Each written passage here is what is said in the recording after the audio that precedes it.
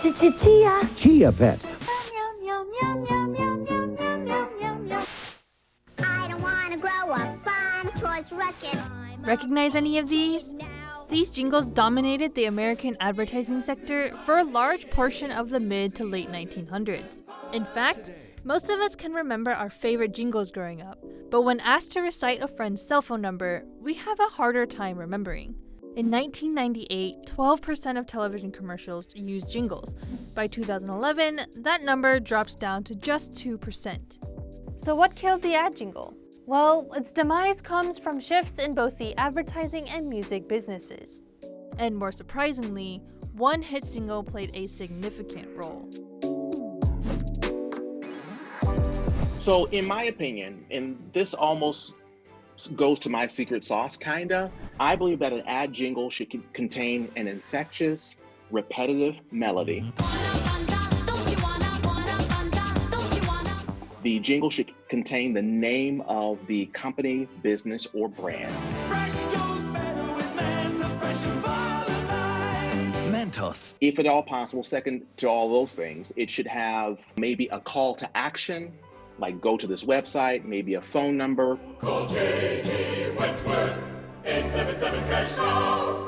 Or it could contain a positioning statement, a slogan. A double pleasure is way show you go. A double pleasure is way show you go. If you can mention maybe 2 to 3 of those things, that is the absolute perfect and most powerful jingle. The use of simple advertising jingles actually started all the way back in the 15th and 16th centuries, when street vendors would shout out rhymes to sell their products. Some of these have lived on in nursery rhymes we remember today, like Hot Cross Buns and Molly Malone's Cockles and Mussels Cry. But it wasn't until Christmas Eve 1926 that the first commercial jingle made its breakthrough. I believe one of the first popular jingles was with Wheaties, the cereal. I believe in the early 1900s, Wheaties was the first company to really bring that marketing vehicle to the forefront. Breakfast cereal titan General Mills had been planning to end production of its Wheaties cereal brand. In its last effort to resurrect the brand, the company launched the nation's first standalone commercial jingle through radio airwaves in Minneapolis. Have you tried Wheaties? They're whole wheat with all of the bran. Won't you try Wheaties? For wheat is the best food of man. The tone of the barbershop-style Wheaties quartet may sound more like a dirge than anything else, but the promo worked like magic, saving the Wheaties brand from being killed off entirely. Jingles are incredibly powerful because there's something about music that gets into the human brain that causes us to remember. Well, what if I can get you to recall the name of my brand very easily? What if I can get you to recall my website very easily, or my products, or a feeling, or a statement very easily?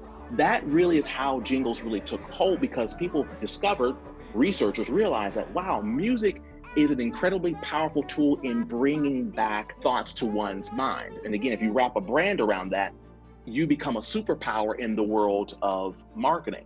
Pepsi-Cola released over 1 million recordings of its 1939 hit jingle, Pepsi-Cola Hits the Spot, which meshed together the nursery rhyme sound of the classic jingle with the upbeat tune of a pop song. Pepsi-Cola hits the spot, 12 full ounces, that's a lot, twice as much for nickel too. Pepsi-Cola is the drink for you. Then, in 1944, radio stations broadcasted the Chiquita Banana jingle, which, at its peak, was played an average of 376 times a day.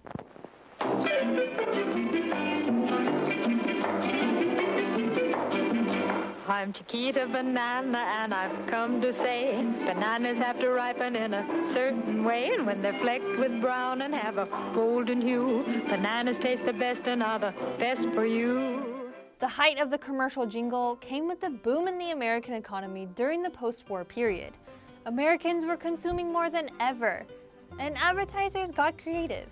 Now, the thing that I believe that gave them more energy, of course, is people having more access to radio and television. So now you go from one channel, and then you have several channels of choice. As the media grew, then it gave advertisers more exposure to audiences, essentially. Entertainment stars started to write their own jingles. Stars like Barry Manilow, Ask a neighbor. State Farm is there. I am sad. Oh, then they ran, 'cause don't call me. but the jingles' reign in the advertising industry was destined to end. Beginning in the 1960s, consumers were losing interest in the repetitive, far too simplistic nature of these medleys. And according to music producers like the king of the jingles, Steve Carman, essentially, jingles were now too old-fashioned. They tried too hard. They were uncool. I guess the only problem with the jingle is that it wasn't always the coolest music. It certainly had a permanence, but it had a cheesiness to it that some people frowned upon. Over time, advertising agencies shifted their focus toward using popular music to promote brands. In 1971, Coca-Cola advertisers produced I'd Like to Teach the World to Sing. I like to teach the world to sing. Sing with Due to its increasing popularity, the promo was eventually released as a pop song not once, but twice. And both times people listened as it climbed to the top of the charts. Coca-Cola may have introduced the masses to the jingle pop music crossover, but it wasn't the ultimate factor behind the death of the jingle. That credit goes to the king of pop, Mr. Michael Jackson himself.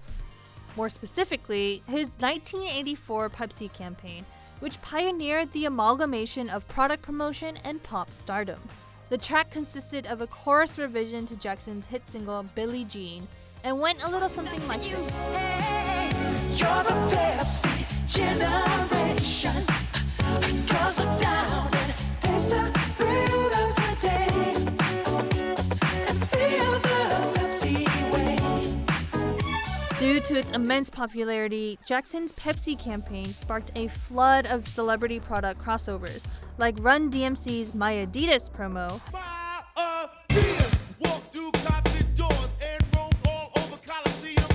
and Madonna's Like a Prayer Pepsi-sponsored campaign. Just like a friend, you know I'll take you there. Volkswagen used a song by the artist Nick Drake called Pink Moon for one of their ads, and it exploded in culture. And it was kind of a song from kind of a lesser known yet very well respected kind of cult folk figure. And all of a sudden the song became very popular and record sales increased tremendously. And it was this whole phenomenon that caused really independent artists that didn't really embrace the branded space in marketing and advertising to reassess and say, oh wow, that's a really cool commercial. The music is really cool. Let's explore this. Despite the success of pop crossover jingles, generic company-made jingles remained semi-popular throughout the 90s. But then, the whole advertising industry began to evolve.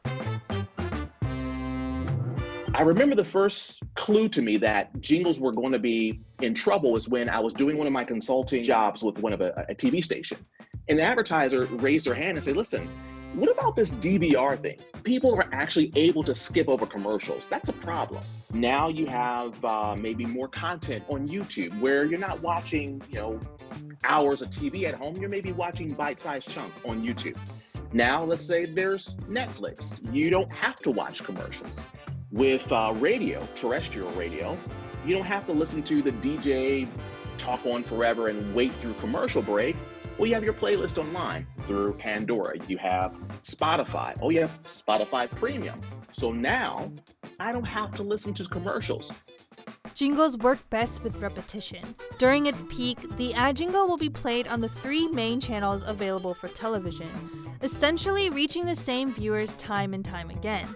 But times have changed, and along with it, advertisers' ability to rely on the same level of repetition. By 2013, the average cable package carried 189 channels, making it harder for consumers to come across the same ad jingle in a single session. The rise of YouTube and streaming services further fragmented audiences' attention span.